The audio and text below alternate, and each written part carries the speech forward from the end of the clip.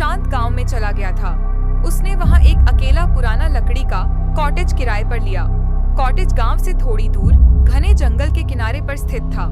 पहले कुछ दिन शांति से बीते, लेकिन जल्द ही रातें अजीब होने लगीं। आरव को हर रात ठीक 3 बजे एक फुसफुसाहट सुनाई देती थी। यह आवाज हवा या दूर के जानवर की नहीं थी। यह पास से आती थी, जैसे कोई उसके बिस्तर के ठीक बगल में खड़ा हो और उसके कान में कुछ कहने की कोशिश कर रहा हो। वह शब्द समझ नहीं पाता था, बस एक धीमी, दबी हुई और दर्द भरी की आवाज होती थी। आरव ने पहले सोचा कि यह थकान या तनाव है, लेकिन यह हर रात होता था। आरव ने देखा कि उसके बेडरूम के दरवाजे पर हल्के पतले निशान बने हुए हैं, जैसे किसी नुकीली चीज से खरोंचा गया हो। निशान जमीन से लगभग 2 फुट ऊपर थे, जो किसी छोटे बच्चे की ऊंचाई के बराबर थे। डर के मारे आरव ने दरवाजे को एक भारी अलमारी से बंद कर दिया। उस रात 3 बजे फुसफुसाहट और तेज हो गई। इसके साथ ही अलमारी को धक्का देने की आवाज आई, घिसटने और ठोंकने की आवाज। आरव ने अपनी आंखें कसकर बंद कर ली और तकिए से अपने कान दबा लिए। तभी फुसफुसाहट एक शब्द में बदल गई। उसने सुना, मुझे ढूंढो। अगले दिन आरव गांव के एक बूढ़े आदमी काका से मिला।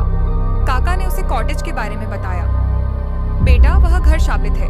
सालों पहले वहाँ एक गरीब परिवार रहता था। उनकी छोटी बेटी मीरा खेलते समय घर के पुराने तहखाने में गिर गई थी। दरवाजा बाहर से बंद हो गया और किसी को पता नहीं चला। जब तक उन्होंने उसे ढूंढा, बहुत देर हो चुकी थी। कहा जाता है कि उसकी आत्मा अब भी उसी कॉटेज में अपनी माँ को ढूंढती है। काका ने चेतावनी दी, तहखाने का दरवाजा कभी मत खोलना, उसकी आत्मा आजाद हो जाएगी।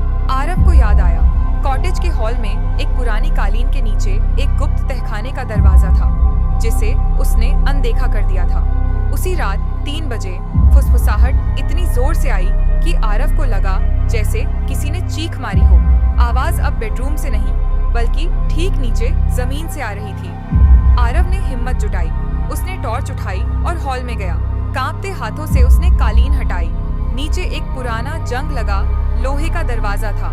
उसके कान में आवाज गूंजी, माँ, ठंड लग रही है। तभी दरवाजे पर जोर से 3 बार खटखट हुआ। आरव जानता था कि उसे यह करना ही होगा। उसने तहखाने के दरवाजे की कुंडी खोली। दरवाजा चरमराता हुआ खुला। एक ठंडी सड़ी हुई हवा का झोंका आया। आरव ने टॉर्च नीचे की। वहां सीढ़ियों पर धूल और जालों के बीच उसे एक छोटा मिट्टी से सना हुआ कपड़े का गुड्डा दिखाई दिया। उसने उसे उठाया। जैसे ही उसने गुड्डे को उठाया, तहखाने के अंदर से एक ठंडी पतली हंसी गूंजी। आरव ने घबराकर पीछे मुड़कर देखा। सीढ़ियों के कोने में एक छोटी धुंधली परछाई खड़ी थी। उसकी आंखें नहीं थीं, बस 2 काली गहरी जगहें थीं। वह हाथ हिलाकर आरव को बुला रही थी। परछाई फुसफुसाई, धन्यवाद, अब मुझे और दोस्तों की जरूरत है। आरव की चीख जंगल की भयानक खामोशी में दफन हो गई। अगली सुबह कॉटेज खाली था। सिर्फ वही कपड़े का गुड्डा तहखाने की सीढ़ियों पर पड़ा हुआ था।